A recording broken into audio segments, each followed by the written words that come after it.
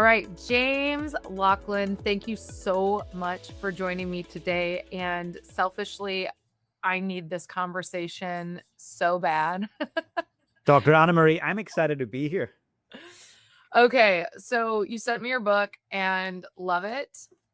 The most important thing, which I'm going through right now, is the anti-hustle culture and you have this whole thing where it is about habits and not the hustle. But before we dive into that, can you share with everyone who you are and just the 411 on what makes you tick? Yeah, thank you for having me. So, I'm James Laughlin, based here in the South Island of New Zealand, although my accent might tell you otherwise. I'm originally Irish. I've been here for 20 years. I came here to help one team become the first people from New Zealand to win the World Championships. It was quite the mission. In the end, they did win the World Championships. And I started going, these things that I've learned along my journey, how could I help others in different areas? So I now work with prime ministers, I work with Formula One teams, I work with individuals in sport and corporates. And what do I focus on? High performance. How do we achieve consistently above the norms whilst maintaining healthy relationships and well-being? We all need this. We all need this, especially over here in America, because it is a hustle culture.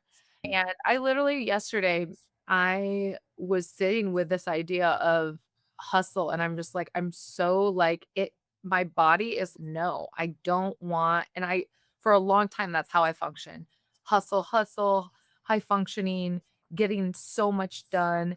And literally yesterday, I went to church and the pastor was talking about not everyone's problem is yours to solve. And Mm. just because you can doesn't mean you need to. And what I have found is as I get into this hustle mindset, I'm in this rat race doing things that aren't even for me to do, but yet it's taking my Mhm. time and my energy and all of that. What would you say to somebody who is one, how do they know they're in the hustle culture? And two, why is it a bad thing to be in a hustle culture versus being in the habit of high performance? What do you see Mm. is the differentiator? Yeah, the person that's in hustle, they're going to know that because lots of other people around them are saying, "Whoa, you do so much. My goodness, you achieve so much. You do. How do you do that?" Do you relate to that, Anna? Oh, yeah, and then, of course, I'm like, "Good job, you. Good job," because that's how I got attention when I was younger, was achieving. Of Yeah. course. And I think many of us can relate to that. And I'm sure lots of people listening. So as a kid, I wanted to be the world champion drummer. And so I won it at 13. I was like, that felt good. I got all this praise and all this media. And then at 14, I win it again. And then I start traveling. And all I wanted to do was win, win. And it was all this recognition. And recognition's important. But when it becomes so extrinsic that you're driven by money, Mhm. status, power, or fame, when that becomes your key motivator, it's not sustainable. And so high performance in terms of hustling feels great until it doesn't. And Yeah, sometimes it takes years for it to not feel great. I'm there. How do you know you're there? What are you feeling?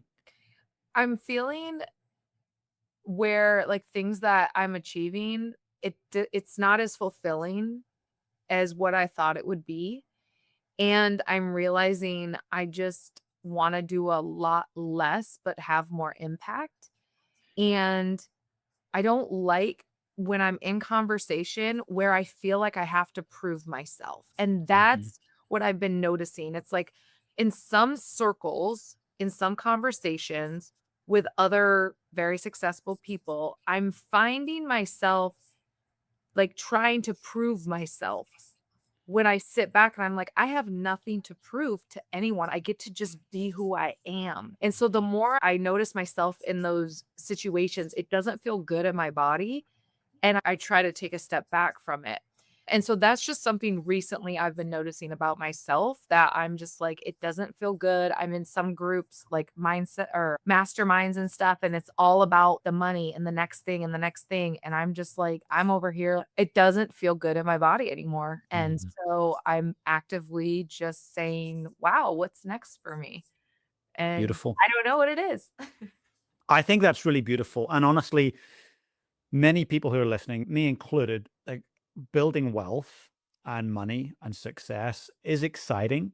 and fun again until it's not. And I've sat down and coached billionaires, and some of them are genuinely happy, but many of them don't have the wealth that money can't buy. Peace of mind. That's the love and connection to the simple things, great relationships. And I think there comes a point where you go, when is enough? Mm. What does my financial retirement number look like? So when I get there, I can just chill out. And high performers are just radically clear on what success looks like. And so you might go into those groups, let's say your mastermind, and go, Mhm. radical clarity for me is I don't need to impress him or her. I know who I am. And maybe this mastermind's not for me anymore. I've outgrown this because my priorities are X, Y, and Z. Yeah, I actually found myself leaving an hour early from the last time I was in the mastermind because I just didn't I'm like, "What am I doing here?" And it was interesting because I am a actively recovering people pleaser. And so to step away from the conversation, it took a lot of courage for me to do that.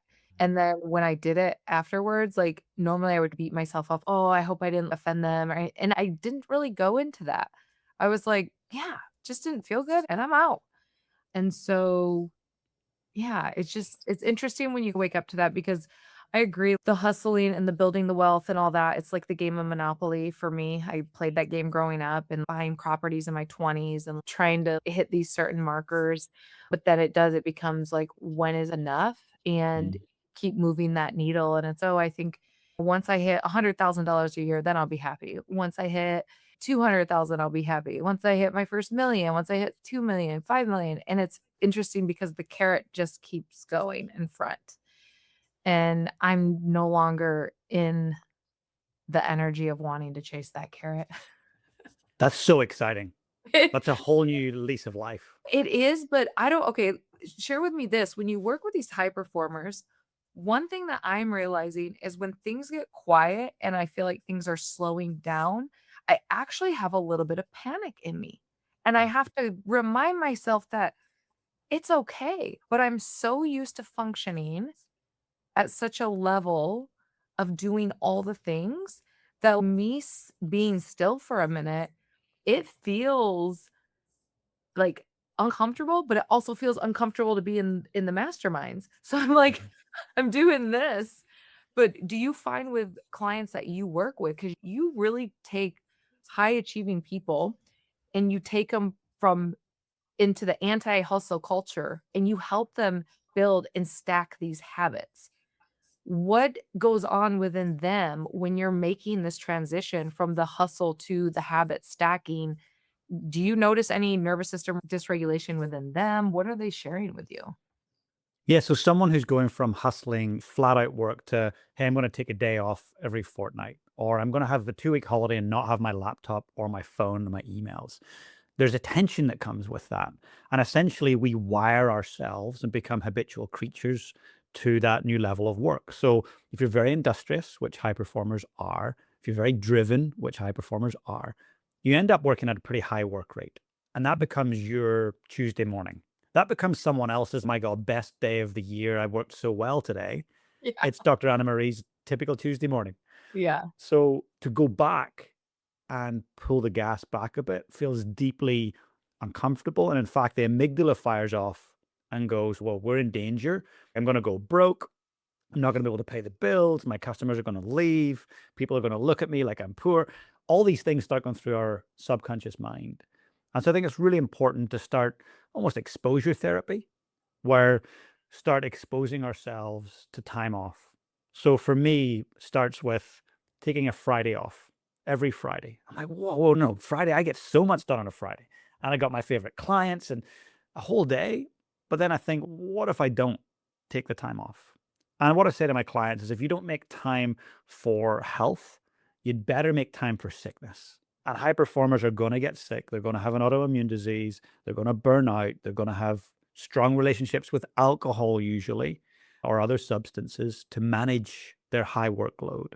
So for me, it's about exposing yourself. So it might be saying, hey, I'm going to take 2 hours on a Friday off and no laptop. I'll get into nature and then start exposing it 3 hours, 4 hours, the whole day. And maybe for yourself in a couple of years, it might be that you work 2 weeks a month and Mhm. the other 2 weeks you're volunteering and you're in nature and you're traveling. Yeah, I love that, like, little exposures. My husband actually started doing that. He's a business owner, Mm. and about 2 or 3 months ago, "I'm not working on Wednesdays anymore." And I'm like, "Wait, what?"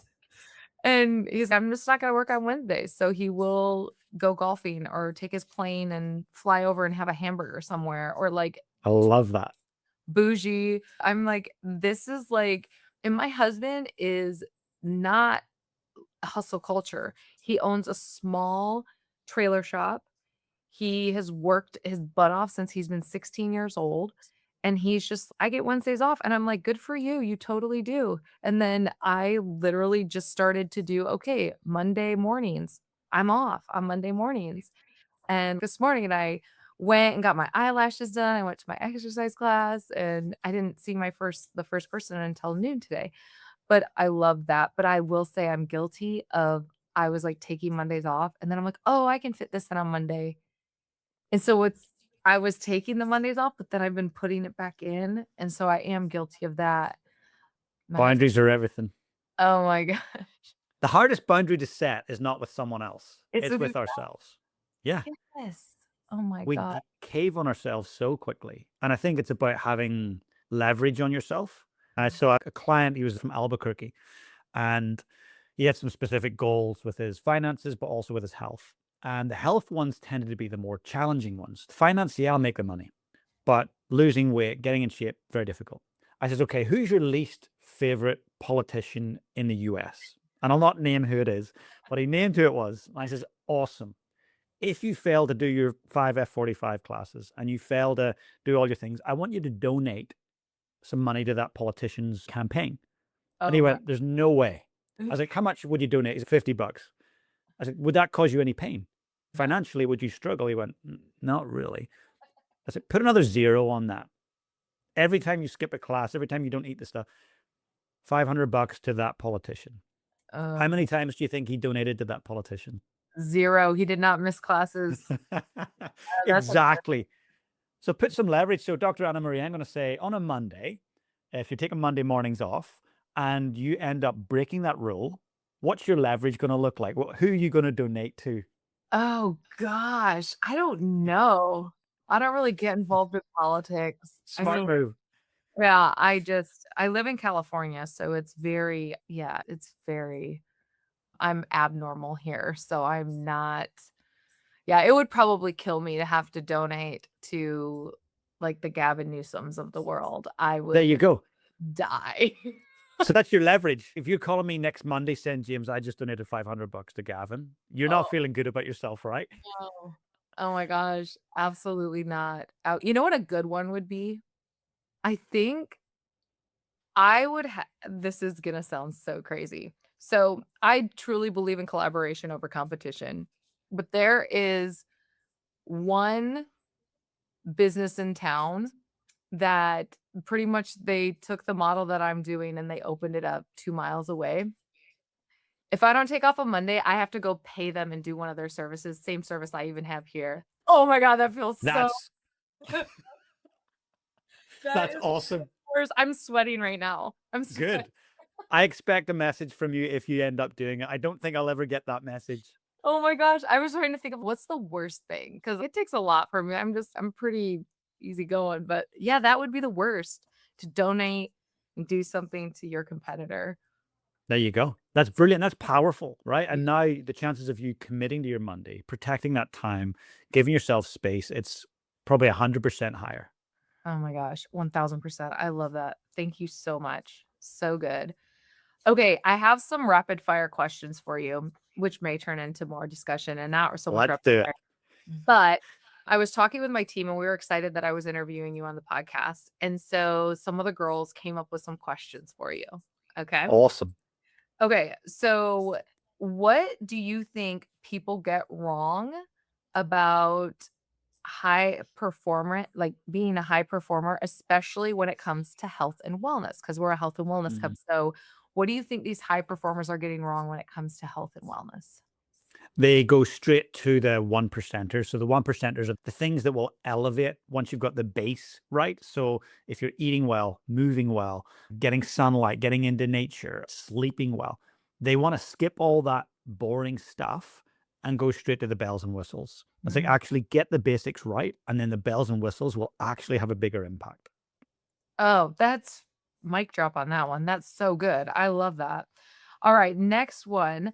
Many people are successful on the outside, but struggling on the inside. So she wants to know, how can someone recognize that they're headed towards burnout? What are some signs that they're headed towards burnout?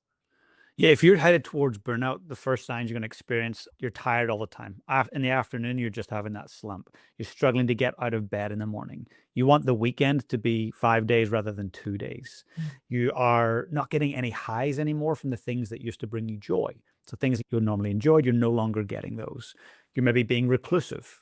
You're holding back more. So those signs are crucial, and sometimes it's hard to spot them in ourselves. So it's super important to have someone you trust around you who can actually say, "Hey, I've noticed you're doing this." And to me, I actually chatted with Australia's leading burnout specialist, and he's like Australian of the year. And he said to me, "Hey, James, your definition of high performance is wrong." I says, "Feel free to explain." And he said, "High performance is just winning." I says, "I disagree." So my definition of high performance is consistently exceeding the norms whilst maintaining healthy relationships and well-being. And I says, "What's wrong with that?" He says, "No, high performance just means you win the thing." I say, "Okay, so let's go and talk to the parents of the person who's taken their life because they were a great athlete. They put everything into it. It's all they did. Or a great actor. We all know actors and have been. You want to go to that parent and say, hey, your child was the epitome of high performance. I was like, you could never in a month of Sundays dream of doing that. High performance is not about winning in one field of your life, in your career. It's about winning off field as well, having contentment, joy, mental peace, great connection with others and nature. So it's probably quite controversial in terms of how I look at that, but I don't think we should settle for Yeah. being the NFL legend and then having a horrific life off field. I'd rather be pretty damn good at NFL and maybe not be Tom Brady and also have a really lovely life. Yeah. Yeah. I love your definition. It's really good. It's like the being okay on the inside, no matter what is going on around you, no matter what you've achieved, but like having that inner joy and satisfaction. I think that's like the ultimate win in life for sure. Okay, another question. What is one daily habit that has had the biggest impact on your own mental, physical health over the years? Okay, great question. The biggest daily habit for me that's changed my life and my clients' lives, super simple, journaling. That's Mhm. it. Getting a journal and committing to it every single day. So every morning I write down what I'm grateful for. And we've heard this a million times. There's so much research that backs that up in terms of building wells of resilience. Second thing, I'll go, what went well yesterday? And so Mm, it forces my brain to go, oh, what did I even do yesterday? So I go wow. back through what went well. What did I learn yesterday? And that's what didn't go so well. What were the learnings? And I think it's important to stop and reflect on that. And then last question, what's 1% better look like today? Those questions drastically changed my life. And for clients, I see massive changes in their lives over about 90-day period. If you do it for a week, most people can do a week. Most people give up after a week. You won't see any results. But if you can stick at it for 3, 4, 5 months, you will see a massive impact. Wow. What went well? I love that. I love the 1% better. That's interesting. And then the gratitude piece. And then what was the third one? What did I learn yesterday? Learning. Okay, yeah, yeah, those are all really great prompts. So, like Yeah. today, this morning, an hour ago, I spoke to one of the world's leaders in longevity. So, he co authored a book called Outlive, Peter Attia and Bill Gifford. So, Bill Gifford and I chatted today about his latest book, which is called Hotwired. And it's all about hot therapy, like sauna, specifically sauna. And so, I learned today I need to be doing sauna. Yes, I have a sauna. I have 2 saunas at my wellness center. I need to be doing that as well. But it's you're in the winter right now, and we are in the summer, so it feels harder to the sauna because it can get up to 100 and something here, so Wow. Fahrenheit. Wow. Alright, let's see. Okay, so with the world leaders, elite athletes, top performers that you've interviewed, What do you see as one common trait that these people have where they are consistently thriving? Number one is they're radically clear on what success looks like. So, a friend of mine, John, when he was 7, he said to his mum, "I'm going to be a millionaire and I'm going to be the prime minister of this country." And she said, "Go for it. Of course you are." Now, his mum had escaped Nazi Austria. She was Jewish and had left very much a lot of wealth. She grew up in a lot of wealth, came to New Zealand and was living on state welfare, solo mum, raising 3 kids. It was tough. And him saying, "I'm going to be a millionaire," was like, how on earth could that happen? Fast forward into his 30s, he ends up being on the Federal Reserve for the US, works for Merrill Lynch, makes a ton of money, many millions, then comes home to New Zealand in his 40s, starts in politics, becomes one of the most loved prime ministers of this country. He was radically clear from a very young age what success looked like. And most people struggle with that. A little story, an example would be I had a young guy come to me maybe 4 or 5 years ago. And he said, "James, could you be my coach?" I said, "Yeah, I could be a coach. What do you want to talk about? Well, how can I help you?" And he says, "We'll chat about it next week." So we got together and I asked him the first question I ask everyone. And the listener needs to ask this of themselves. So I said to him, "Hey, what do you want?" And I said, "Look, I'll see you next week." He says, "What? We're just getting started. I'm confused." I said, "I know you're confused. That's why I'll see you next week." He says, "James, I don't get it. You're here to coach me." I say, "I know I'm not your friend. I'm your coach and I'll be a friendly coach. But I asked you what you want. And you started with anyone that starts with, so what's your financial retirement number? Hey, what's your favorite color? You don't know. So I'll see you next week." So he comes back next week. Same question. What do you want? "I want to be the greatest of all time in this sport." I say, "Awesome." Second question. "Why do you want that so badly?" Most people don't want to do that. They just want a good life, not a euphoric life. "Why do you want that so badly?" And he started telling me all the reasons, what it meant to him as a kid, and his grandparents were involved in the sport. And I said, "Okay, final question. How much are you willing to suffer to get that goal?" And he says, "James, what are you talking about? I'm paying you a small fortune to coach me to get my goal way quicker. I'm not paying you to make me suffer." I says, "Okay, you want to be in this sport on this team in this country? Yeah?" He goes, "Yes." I said, "Okay, here's your answer because you don't want to suffer." So I wrote down a number and I gave it to him and he started reading it out and he says, "What's this?" I says, "That's the phone number of the head coach of that other country over there who's one of the worst in the sport. I suggest you go and join that country and that team. Because if you want to be the greatest of all time in this sport and you're not prepared to have some sacrifice or suffering, you're never going to get there." And we started talking about it. And he did then say, "Hey, I'm willing to suffer." What did that look like? Less drinking, less late nights. We're not talking pain. I'm not putting him through pain. It's just saying no to some things so you can say yes to the main thing. I hope that every listener takes the time to answer those 3 questions. That's so good. One thing you said was all of these people, they're very clear on what success looks like. What if somebody's okay, I know what success looks like to me. This is what I want, but then they're like, I don't know how to get there. So they're like, I can see what I want, but I don't even know how to get there. And sometimes the not knowing I have found with some clients, that's like the block. And sometimes that's happened for me before. It's like, I know I want this thing, but I don't know how I'm gonna get there. I've worked a lot toward the point of, like, I don't have to know anymore. I know, like, it'll be it'll come. But for some people, and even when I was younger, I was like, "I don't know how to get there, so I'm not gonna do it." Or it's like Mhm. there's that block. So how do you coach them up on that? Yeah, so once people know what they want, but they're going, "I don't know how to get there," so they start to stall, Mhm, sit in indecision and mhm. procrastination, and then that becomes a habit loop. Tony Robbins would say, "Take massive action." I'd say do the opposite. Do the opposite of what Tony Robbins says in that instance. Don't take massive action. Why? Most of us cannot sustain massive action. It's not something we can do all day, every day, month on month, year on year. I would say take really small action and don't stop. Most people have 33rd step syndrome. They go, okay, I know what I want. I want the $1 million, or I want the body, or I want whatever it might be. And they start going, okay, I'll need to do that and then that. I'll need to call that person. They have 33 steps and they go, oh my goodness, so overwhelming. I say to my clients, do the opposite. If you know what you want, what's your most important next step? Just the first one. Take that step and stop. Tomorrow, what's your most important next step after that? The smallest actions you can take, compounded over time, will almost guarantee you that you'll get the outcome you want. Yeah.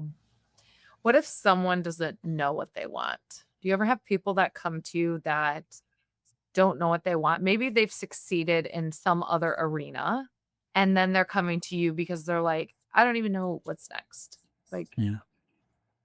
how do you coach them up on that one? Often this happens for people who are at career transitions. They're going from one chapter to the next. So lots of former athletes, and they're coming to the end of their career. Like, James, what on earth do I do? My identity is based in my career. And I see this in corporate as well. I'm a lawyer. What on earth can I do outside of this? I'm nobody if I'm not a lawyer. Actually, you're way more than that. So the first thing I would say is identify who you are. You might be a daughter, a mother, you might be a sister, you might be a pet owner, you might be a friend, you might be passionate about sewing, tiddlywinks, football. It doesn't matter what it is. Start broadening your identity. Who am I? I'm more than my career. I'm way more than my career. And then I would say start following your passions. People talk about passion is for us and purpose is for others. It's what we do for other people. So start following your passions, get curious, try new things, meet new people, leave one for yourself. You're in a mastermind. Cool. Maybe it's time to leave that one and join a whole new group that focuses on a whole new thing that challenges you. So get out of your comfort zone, try new things, and reshape more holistically who your identity is. It's more than just your career. I like that. That's good. All right. I think let me see this other last question I have for you from the girls. I think I might have Great already questions from the girls, by the way. I know, right? I got a great team here. If I think I already asked this, but if someone well, this is for the listeners. If someone's feeling stuck, overwhelmed, or disconnected from their health, what is the first steps that they can take to start creating that positive momentum in the right direction?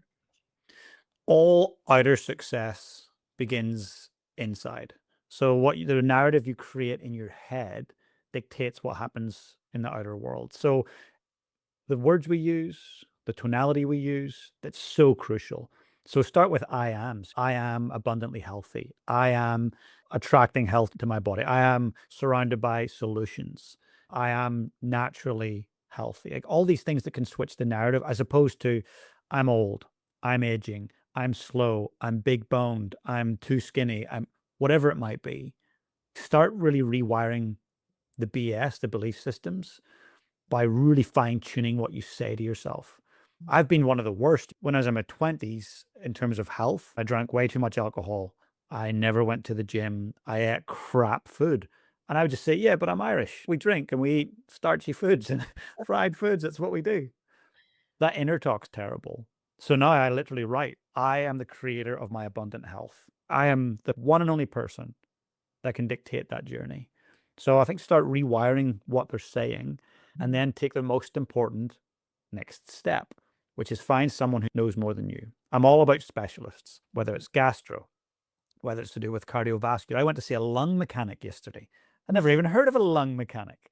So I speak a lot. I speak on stage 2 or 3 times a week all around the world about high performance and leadership. And I'm finding some pains and challenges. I'm not breathing right, apparently. So I go yesterday and I find the best in the country that can help me learn to breathe again. So find someone to help you. Don't be shy. If you don't want to go to a specialist, get books, listen to podcasts like this, listen to people who are deep experts in their field. Yeah.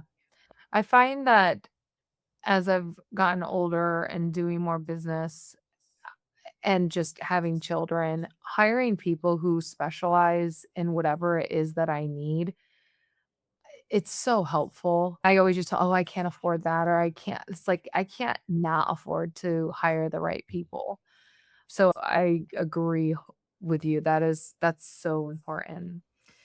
Okay, you talked about books, you talked about podcasts. Can you share with everyone your podcast? And I also have your book right here. Thank you so much for sharing the message with the world. So, The Habits of High Performers is the name of my book and also the name of the podcast. And it's the 7 most critical habits that help people sustain high performance. So, if someone's already there, it's going to help them sustain it. And if they're not already there, there's a roadmap in there that takes them through step by step how to create a high performance life. When people read high performance, they often think athletes. That is not the case. We can all be high performing parents. We can be high performing accountants, lawyers, teachers, whatever it might be. High performing in our health, our relationships, our wealth. So the habits really apply to everyone. And the podcast goes in deep on those topics with the world leaders in sport, business, finance, politics. I was listening to one, you were interviewing a lady about the nervous system, and she was literally reminding me to breathe and to do breath work. And I'm like, okay, yes, I want to. Sometimes I think as a high performer too, sometimes we forget, right? The very things that helped us get to where we're at. I have found that sometimes I'm like, "Oh my gosh, I'm not doing that thing anymore," and that was a thing that helped me get here. So, it's like going back to that toolkit that we all have and drawing upon it. So I love in your book, if you have all these pages of drawings, my brain is I love a good drawing in a book, and this one is it's like multiply your motivation, desire. We go from desire and you have this flame fire, and then you have next is success is an inside job, and then mastering your life, jumping over these hurdles, and then you put in there high performance is hormonal, and I know how I interpret it, but I wanna ask you about that, and then you have a pair of glasses and it's clarity helps with execution. This burning desire, it's an inside job. We get to jump over these hurdles and we get to create this biochemistry to help us get there. And then just having that clarity is so important. Can you share with the listeners, because they've heard me talk before about the biochemistry, but what do you mean by that chemistry, what you're talking about in your book? Yeah. And so high performance is hormonal. And what I mean by that is that people can get clear on where they want to go, their goals, they have a strategy, a roadmap, they've got a coach, whatever it might be. But if their biochemistry is not set up to help them win, they're never going to get there. We need internal drive. So, for an example, take a few. So, norepinephrine, endorphins, dopamine, serotonin. So those are like really key neurotransmitters if we want to chase after our goals, because you can be really well intentioned and know what you want, but why can I not just get to the gym? Why can I not just stay up and read that book or do that course? Take a look at those things and see where you're sitting. So dopamine's a really important one. That helps us really chase, it helps the habit loop, it helps us pursue what we want. They did a study with rats many years ago, and these rats were starving, and they put food in front of the rats, and of course, what do the rats do? Boom, straight to the food we want to eat. Then what they did is they blocked their dopamine receptor in their brain, and starving still, put the food an inch in front of them, and they just looked at the food. They had no motivation, no get up and go to actually pursue the goal, and they were starving. We are no different. When we have imbalances with those neurotransmitters, we will be lethargic. We will call ourselves lazy. We won't pursue the goals that we write down on January 1st. So it's Mhm. super important that we manage our hormones, and some that can be hormone replacement therapy. For others who maybe don't need that yet, it could be sleep, exercise, diet, breath work. All these things have a massive impact on those neurotransmitters that I just mentioned. Yeah, that's so good. It's so important. I, yeah, our hormones are literally driving our behavior each and every day. And I always remind my clients that we can actually shift our biochemistry in 150 to 300 milliseconds by shifting a thought alone. And so, yeah, that internal work is so important because when we are having hormone shifts and different things due to there's all sorts of reasons why all this happens, not just aging, to have that mental capacity of that internal work will really help us when we do have some things shifting quite drastically. Agree. Yeah. Okay, James, thank you so much for joining me today. And can you share with everyone where they can find you? I know if you're watching on YouTube or on LinkedIn, we have the scrolling ticker. I was going to say ticker on the bottom with thehabitbook.com and also your social media. But can you share with everyone anywhere else that they can find you? Yeah, LinkedIn, absolutely. social media, all of that. Anna Marie, thanks for having me on the show. It's been a pleasure. Great conversation. So if anybody wants to connect, so LinkedIn or Instagram under James Laughlin, or as most people say in North America, Laughlin, Laughlin. And the book, just go to thehabitbook.com or Amazon and check it out. And if they want to listen to the podcast, The Habits of High Performers on Apple or Spotify. Yeah. And did you know you're on Audible as well? I did not know that. Thank you for letting me know. That is where I found your podcast was on Wow. I was just typing in your name and there it came. That's So epic. Thank you for letting me thank know. you, I universe. learned something new today. All That's right, awesome. James. Thank you so much. It was a pleasure. Thank you for all your tips. Loved it every minute. Thank you. Thanks a million, Anna Marie. We'll talk soon.